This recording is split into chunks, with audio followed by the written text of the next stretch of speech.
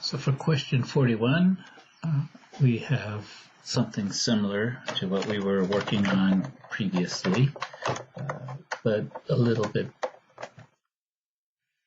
more simplified. So we just need to, again, we cannot distribute the 5 first. We have to square, and then we will distribute. So remember, x plus h squared is really x plus h times x plus h. And from here, let's make this a little thicker. We can distribute in multiple ways. You could do the FOIL out first, sure, and then FOILs go by the 5, or I kind of like to do the 5 first. So this is 3 things that we're multiplying. 5 times this binomial, then times that binomial. So that's going to give us 5x plus 5h. Okay, so we've done that distribution. So, right, we're just multiplying 3 things. And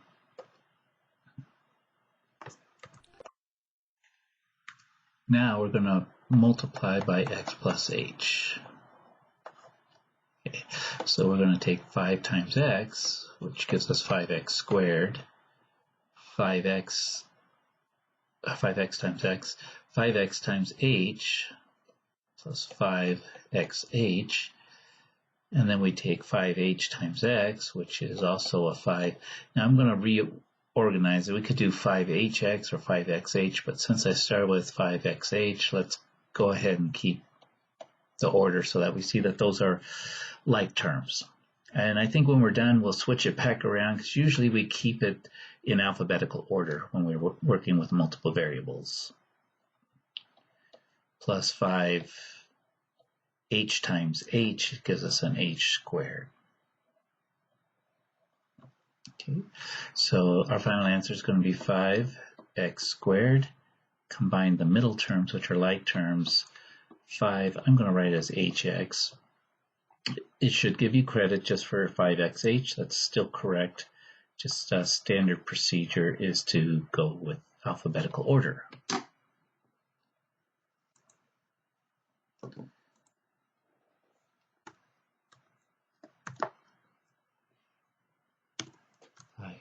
hx plus 5h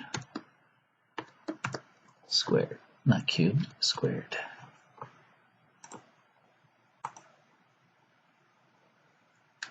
Write your answer in expanded form. Let's see, what did I do wrong here?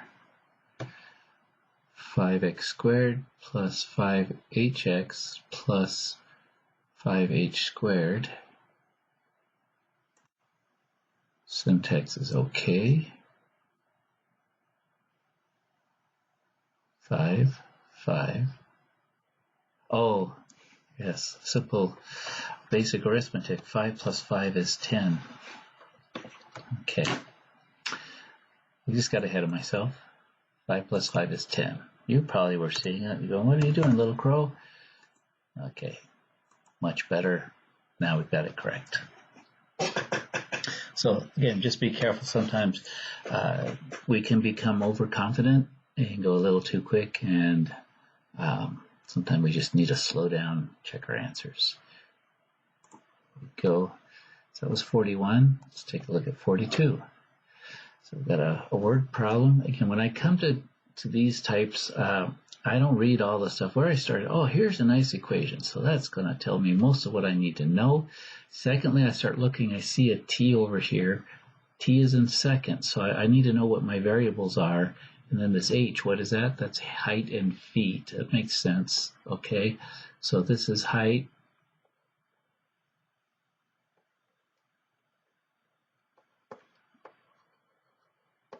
So the output is the height, and input is going to be time, seconds.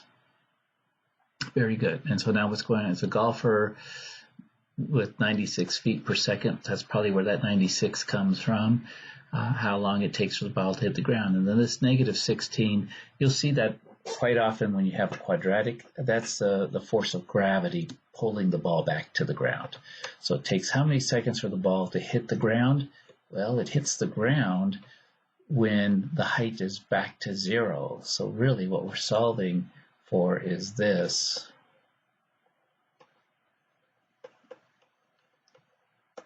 Now you could do that graphically. However, we could also do this, so I'll do this actually two ways. We could factor out a common factor thing. So t comes out of both of these, right? Let's see, 96 and 16. Does 4 go into both of those? Let's see, I know 4 goes into 16. How about 96 divided by 4? Let's see if that works. 24. And then there's another, so actually 96, will 16 go into that? Maybe. It does. So actually I can factor out a 16. What will be left here with this 96 is 6. So I'm going to take 16t out.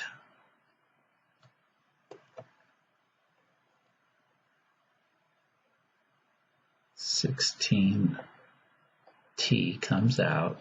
What's left is a negative t, because of t squared. So the 1t came out, the 16 came out. Out of the 96, 16 came out. So remember, 96 was 6 times 16. So there's a 6 left there. The t has come out. So that's what we're left with. And then what you get is, so since these are really two numbers, this is 16t times minus t plus 6. So one of these has to be equal to 0, so 16t equals 0, or negative t plus 6 equals 0. Solve this one, divide both sides by 16. 0 divided by 16 is still 0, so you get t equals 0. And again, that makes sense. When the golfer hit the ball, it was on the ground, maybe a little high because of the t, but anyway, and then it went up. And then over here, this is when it hit the ground. So this was, if we saw an x-axis, actually, we'll make it a big dot. So this is the first time it was on the ground, and it went up, and then now it's on the ground the second time. And how many seconds passed? Well, what I would do is I'd add t to both sides, and you get 6 equals t. So after 6 seconds. After 6 seconds. Now again, if you've had difficulty with factoring, we can do this with the Desmos graphing. Let's not go to that one. Let's go to graphing. Clear one there. Well, get rid of all of this stuff. And again, what I would do is I would put in the equation y equals negative 16x squared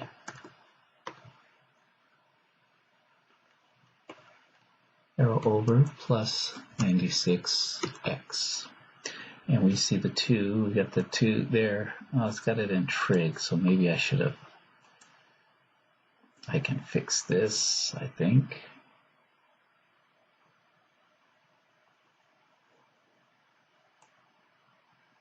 Let me copy this. And then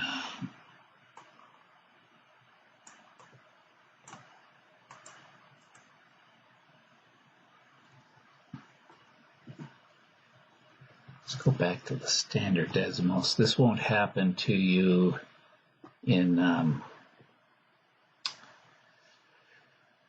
when you use the link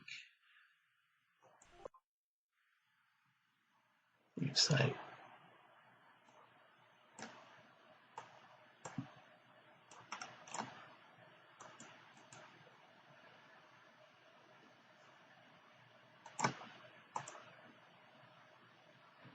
Let's see if it'll paste back, and it does.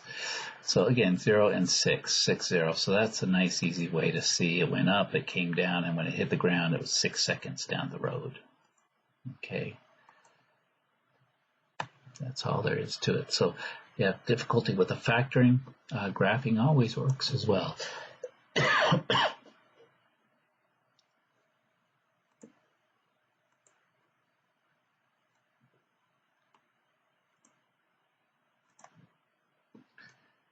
Okay, let's go to 43. Solving equations by factoring. So the main thing is you want to get everything equal to 0, or because it does want to see the factored form and what are the real number solutions. Now let me show you that we can actually do this with Desmos as well. So we're going to make this a little bit smaller, and let's just do this x squared minus 9x. Now, I'm going to take the same approach. You could add 20 to both sides and just graph it, find the x-intercepts. But I'll also show you, you can go graph both sides, and y equals x squared minus 9x. Okay, and we want to see where does that equal negative 20. So we go, just click, get another one. We're going to look when y equals negative 20. Okay, so that's really what we're looking for. We can just grab this thing. It's where these things intersect.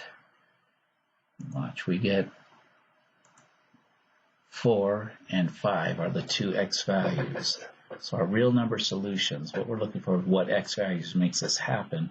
Well, when x is 4 or when x is 5, the output's equal to negative 20. Okay, so we could put that in, and it says solutions are x equals 1 and x equals 4, right? X equals 1 comma 4. So we're going to x equals 4 comma 5.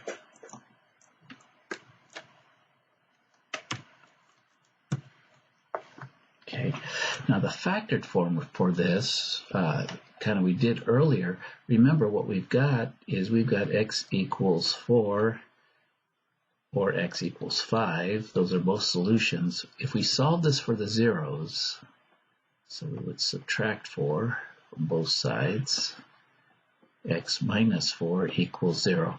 This is going to give us the factored form. And we would subtract 5 from both sides.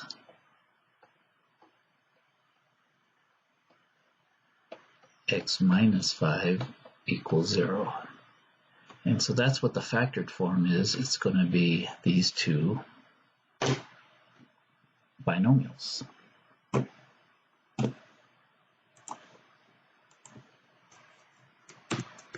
X minus 4, x minus 5. Now you could also just remember whatever signs you have here for your real number solutions, they're going to be the opposite. Okay, let's just keep going through these. Let's go ahead and do this one where it's equal to 0, the one at the bottom here, x minus 2 minus 7. So again, you will have access to Desmos. Let's clear this while we're at it. And all we need to do, we're going to graph both sides, so we'll graph negative x squared minus 7x. And what's that equal? That's equal to 0. Okay, and so we've got our 2. So 0, 0 is one answer. Negative 7, 0 is another answer. So x equals negative 7 and x equals 0. That's our real number solution.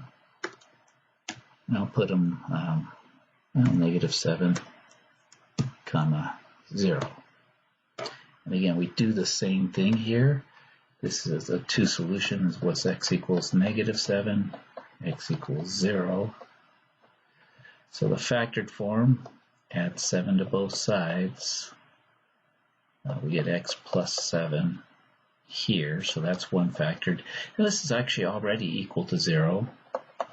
So it's just x. You could have x plus 0 if you wanted to, but x plus 0 is still just x. So factored form is going to be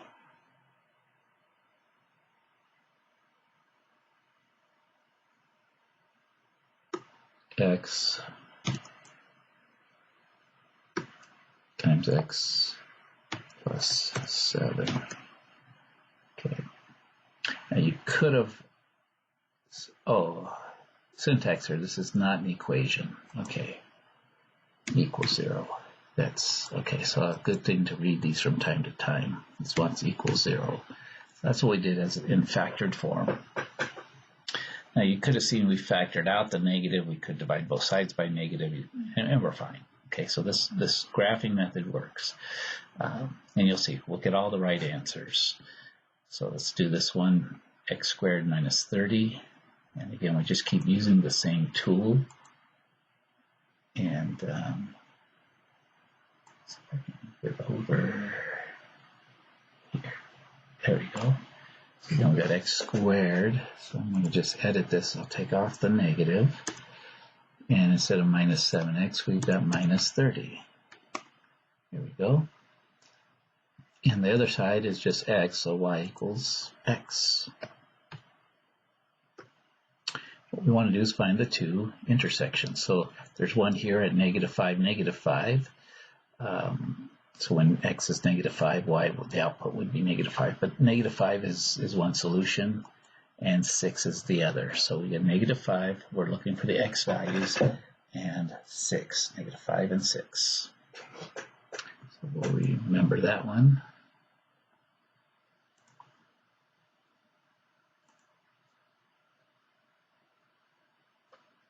X equals -5 and 6.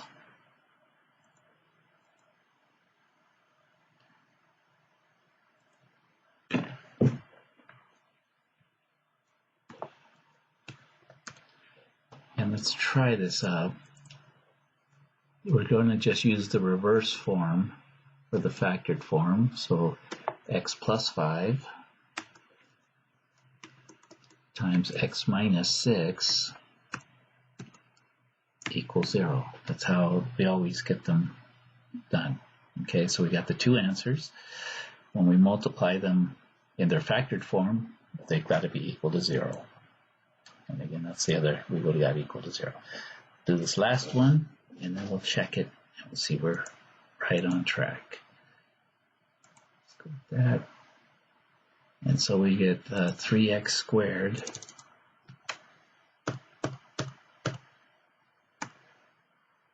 equals -9x, -9x. So those two, again, we got to find the places of intersection.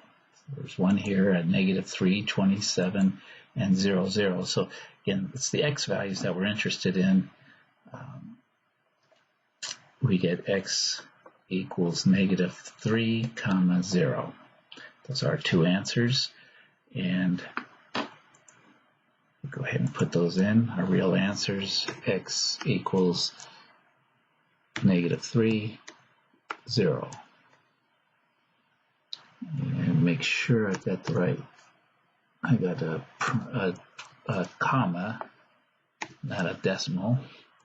Factored form, we're going to get x plus 3, getting the opposite sign, times x plus 0, which is just x. So, and then that's going to be equal to 0. That's how we would have went around solving them. And I think we should be good on these. See if they count them all right. We sure do. So graphing is a beautiful way to do it. Whenever we've got an equal sign, we just graph the left side as the first one, and then graph as y equals the first side, and then the right side, y equals the right side. 44. Graph of a quadratic function is shown below. Use this graph to answer the questions that follow. So what are the questions? Judging from this graph, A is what? It's either negative, positive, or 0. Well, it can't be 0, otherwise it would not be quadratic, because that would wipe out the quadratic term. So it's opening upwards. It's a smile. It's positive. If it was frowning, frowns would give us a negative. Okay. But it's a positive. It's a smiling face. Okay. Judging from this graph, C is the place where it's the y-intercept, right? Because if you put in 0 for x, the a and b terms, they go away. You just get that the output is equal to C. So C is right there. Clear. Didn't mean to draw anything. Judging from this, C is going to be equal to 1. It's the y-intercept. Give the equation of the axis of symmetry for this function and use the line tool to draw the axis of symmetry on the graph. Okay, axis of symmetry is what cuts it in half. So we come to the vertex. That's where we're going, and the vertex is going to go right there. So it's going to be x. Notice this is a vertical line. That's line of symmetry is a vertical line. X equals -1 because it's going through -1. And remember that you have to have that equals, x equals. And that's what we have for the quadratic type questions. 45. Here's another one on quadratics, domains, and range, and horizontal intercepts, all that kind of stuff. So complete the table. We need its vertex intercepts must be written as ordered pairs. Well, they don't even ask for they just ask for the domain, then they ask for the range, and they ask for the horizontal intercepts listed as ordered pairs. Okay, so what we're going to do is we're just going to graph this. And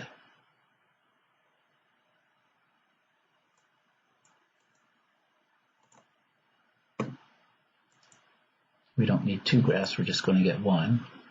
So we've got 2x squared, so take the 3 and change it to a 2, plus 4x minus 2. Okay, so there's our graph. Bring it up here. What's the domain? Well, the domain for all quadratics is going to be from -infinity to +infinity. It can take on any of the x values, no problem. It's always going to be that way. So we come here, as for the interval tool,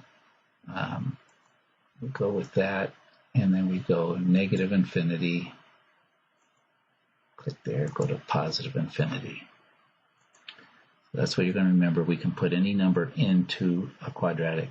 The range, as you'll see, is the y values. What are the possible y values? Well, the lowest y values down here at the vertex is -4, and then it goes upward to +infinity. There is nothing below -4, okay?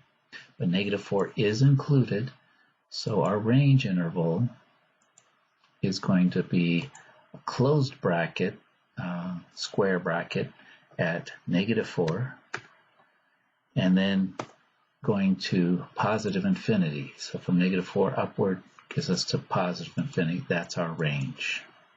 Okay. Horizontal intercepts, we can find those right here, -2.44, and so -2.4140 and 0.4140. And what do they say? To the nearest hundredth. Okay, so we've got two of them. What are they again? To the nearest hundredth, so we're going to round here, so -2.41 and 0.41. -2.41, comma, 0, comma, 0.41, comma, 0. Those are the x-intercepts. Right there, completely done by graphing. 46.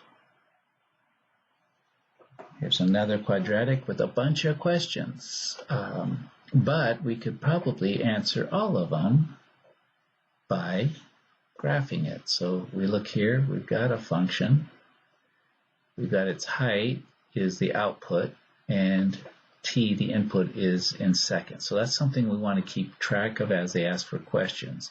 So how long does it take for the arrow to reach its maximum height? The question is how long. How long is an answer about t.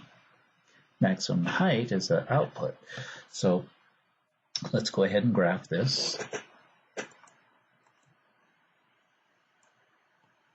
And we'll just start from scratch here. So we'll go -16 x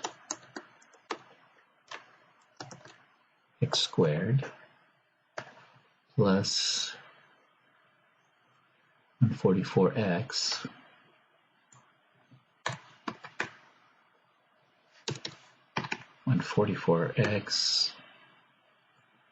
plus 5. Okay, so what we see here, we zoom out. Remember, it should be a quadratic. It's negative, so it's got to open up downward. Wow, it's kind of a skinny one. It goes up and comes down, but there it is. There's the maximum height right there. After 4.5 seconds, it's 329 feet high. Okay, so how long does it take to get to its maximum? 4.5 seconds. Determine the maximum height. See, we got the answer right there. What was that? It was 434, 440, 329. Good thing I looked it up. 329. How long does it take for the arrow to hit the ground? Well, that's another part of the graph. That's down here. It's when it hits back on the ground. And again, 9.035. And the round answers to 2 decimal places. 9.035, so that's 9.04. Rounded to 2 decimal places, right? 9.04. Identify the vertical intercept and interpret its meaning in this complete sentence. Now, one way you could see it's going to be right here. It's 5. When x is 0, or t is 0, y is going to be 5. So the vertical intercept is going to be 0, 5. The arrow was 5 feet above the ground when it was shot. That's the person, whoever's standing, must be about 5 feet tall, or at least 5 feet tall at the shoulder, because that's usually where you shoot an arrow from. Practical domain. So remember, the domain is dealing with time.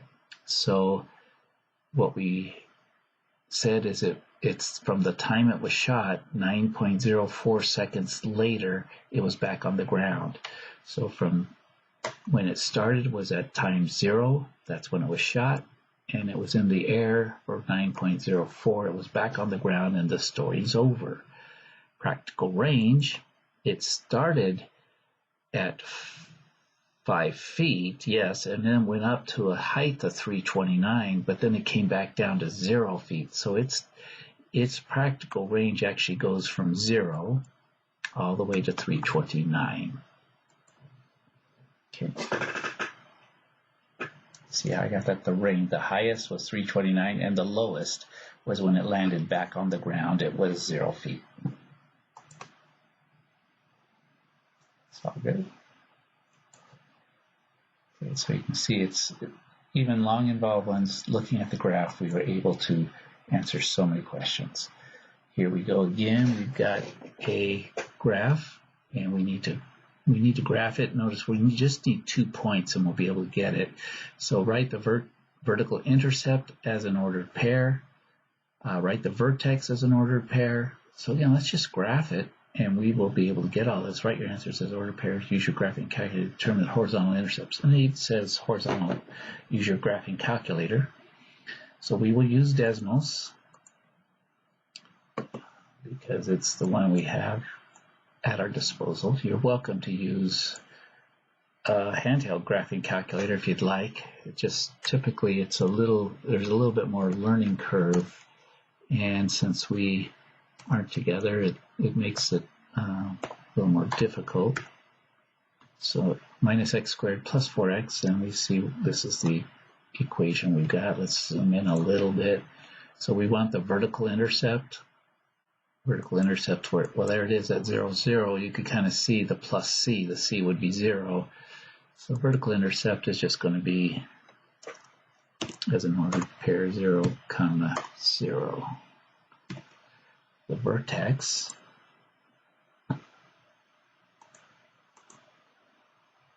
click here, 2, 4.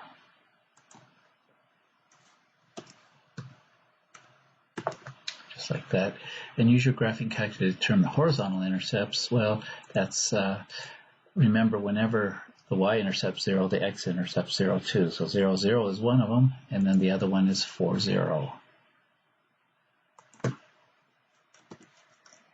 0, 0, comma, 4, 0.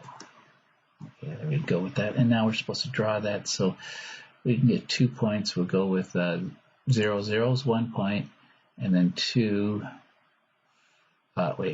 2, 4 is the other. Oh, I want you to do the vertex first, so let me clear it. So 2, 4 is the vertex. That's how we have to do it. And then another point. You could either go with 0, 0, or you could go with 0, 4. You have either one of these, click it, and you'll get the right graph. So you could use the x-intercept. So use the vertex and then the x-intercept. And there we're good. Just have to be able to graph it. It gives us our answers here and helps us to do the graph. 48. Use the quadratic formula to solve this. Okay, they give us a quadratic formula. The one thing, and we'll do this, the one thing when we use the quadratic formula, the quadratic equation has to be equal to 0. So the first thing we'll do is get it equal to 0, so we'll add 180 to both sides. So then we have minus 3x squared minus 12x plus 180. Now we could do it with factoring as well. We could graph it if it's but let's go ahead and see how we would use this formula. So remember, this is ax squared plus bx plus c. So what we come up with is that a equals -3, b equals -12, and c equals 180. Okay, so we use this formula, minus b, so since b is -12, you get minus 12, plus or minus the square root, b squared, so that's going to be 12 squared, -12 squared. Maybe I should just plug all of these in. Actually, let's do that. Let's just plug them in and then see what happens. So we're going to get -12, that's going in for b. That's squared, that's this part here, and we've got a -4, that's part of the formula, and then a times c, -3 times 180, and then all of this is divided by 2 times a, so 2 times -3. Okay. So, as we said, a negative and negative make a positive. Negative times a negative gives us 12, plus or minus. -12 squared is 144.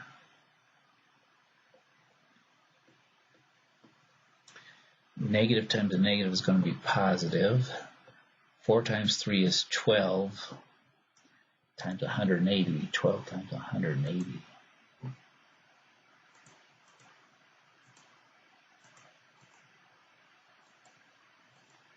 2,160.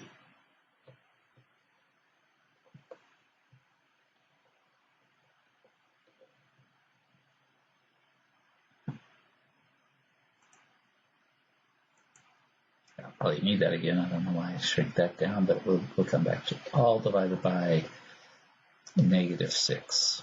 Okay, so then we add 144 plus 2160. 144 plus 2,160. 2,304. Let's see if it, can we take the square root of that? It's 48, right?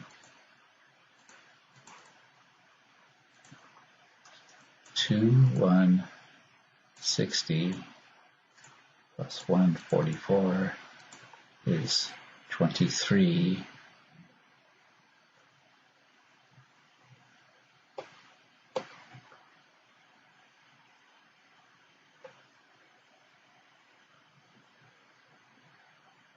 Let's try this again. So we get 12 plus or minus square root of 2304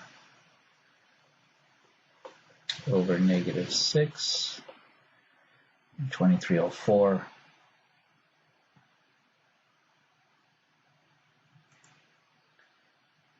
we take its square root is 48, so we end up with 12 plus or minus 48 over negative 6. And so we'll do this as two calculations, 12 plus 48 and then 12 minus, 12 plus 48 and 12 minus 48. So 12 minus 48 is going to be negative 36. Okay. So let's go ahead and put this down. So again, what we get is we get 12 plus 48 over negative 6 as one answer. Right. And the other one's x equals 12 minus 48 over negative 6. So 12 minus 48 we just saw was negative 36 over negative 6. 36 divided by 6 is 6. Negative divided by negative is positive, so positive 6 is one answer. Over here we get 50, 60, so we've got 12 plus 48 is going to give us 60 over negative 6. Positive divided by negative is negative. 60 divided by 6 is 10. So two answers, negative 10 and 6. We wanted it in exact form, so that's kind of why we had to do this. We also could have used the calculator, but it'll only work if it comes out to integer values. Hopefully it will. Okay. And again, we could have used the graphing tool just like we did in the others, so whatever works best for you. Let's go for two more, take a little break, and then finish up the last few. Another quadratic equation one. Solve the quadratic equation by using the quadratic formula. Write your answers in exact form as a list of separated by commas. Okay, same thing we would do here. This time it's all set up for us with A, B, and C. So again, we'll just keep going. Hopefully, you take the time to work through each of these as you work through them. So A is 3, B is 24, C is 60. So we start plugging into the formula. We get minus B, which is minus 24, plus or minus the square root of B squared, so that's 24 squared, minus 4 times A, which is 3, times C, which is 60.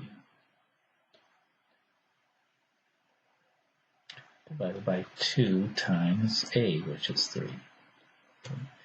So x is going to be negative 24 plus or minus square root. 24 squared, good question. 24 times 24 is 576.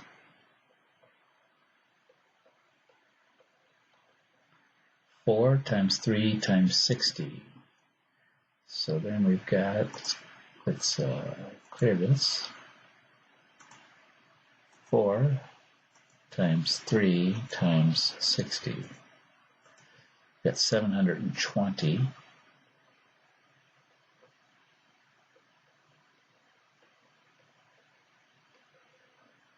All divided by 6. Now 576 minus 720, that's going to be a negative number. 720 is a larger value than 576. I can do it this way, just subtract the two. The difference is 144. Okay. So we get that x equals negative 24 plus or minus the square root of negative 144 all divided by 6. Now the square root of 144 is 12, right? Do that.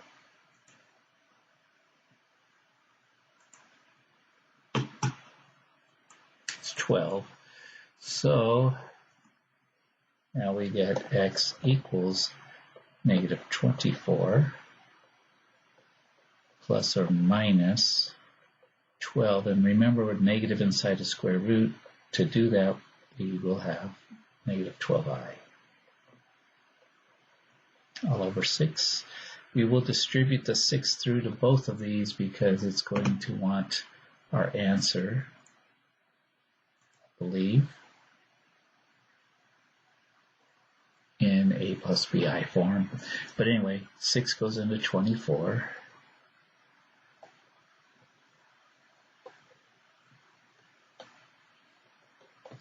Six 24 divided by 6 is going to give us negative 4. 6 goes into 12 2 times, so we have negative 4 plus 2i, and then we'll get negative 4 minus 2i. And those will be our two answers. The order we put them in I don't think is of any importance. Sometimes they'll, I've seen systems that require you to put like the smallest one in first. And of course the second, I've got them in backwards if that's the way they wanted it. And that is correct. So, and we really had to do it this way because the Desmos doesn't work with complex numbers. But we can do that. Okay. Number 50, domain of a function. Okay, so remember, for a domain, we have two things. We first of all assume that a domain is going to be everything, negative infinity to infinity. That's all the numbers there are. Okay, that's the first assumption. But there's problem areas where we have to take some numbers out of the domain. The two problem areas, one is if you've got a square root, if you have a negative inside, that's an imaginary number. So any number that would give us a negative, anything that would give us something less than 0 in here, we've got to take out, which means what we look for is we need this stuff inside here to be greater than or equal to 0. So that's how we'll find the domain, whatever. I'll put, hard to draw a smiley face, but so whatever's in here has to be greater than or equal to 0. So that's, notice that we'll be doing that with this one. This one, we use the default, negative infinity to infinity. This one, default, negative infinity to infinity. This one is the second type of problem, is we also cannot divide by 0. So anything that would cause division by 0, we have to remove. So again, we take whatever's in the bottom, we set it equal to 0 to find what we need to remove from the domain. Okay, so let's take this first one. We need this inside. We need x plus 3, because it's inside a square root. We need it to be greater than or equal to 0. Now we solve for x. We need to find what is x. X has to be subtracting 3. It means that x itself has to be greater than or equal to negative 3. Identify the domain of the following. Write your answers in interval notation. So what is this? X is greater than negative 3, so here's negative 3 greater than or equal to. It includes negative 3, and it goes all the way, it's bigger to till infinity. So our interval notation is going to be a bracket because it's included, negative 3 all the way to infinity.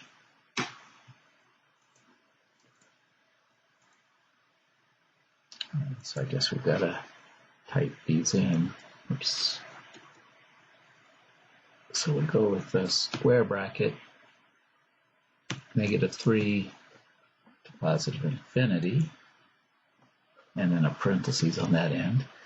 Now this one, we get to put parentheses negative infinity, comma, to positive infinity. Here we go. And while we're at it, we'll just do this one. Anytime it's just sort of you could call a regular function, a function that does not have a square root or does not have a variable in the denominator, it's just going to be negative infinity to positive infinity. There we go. Now this one, what we're going to do is we can't let the denominator equal 0. So we can't let x minus 4 equal 0. So what would cause that to happen? Well, a value at 4 to both sides, when x is equal to 4, that would happen, right? 4 minus 4 is 0. So we have to take 4 out. So what this is here's 4. We're going to take 4 out. We can't use it, but we could use anything else we want. So from negative infinity till we get to 4, we could use that. And then on the other side of 4, what we do is we say, okay, once we're not going to use 4, so we put it this way until infinity. So that's the kind of interval we will write up here.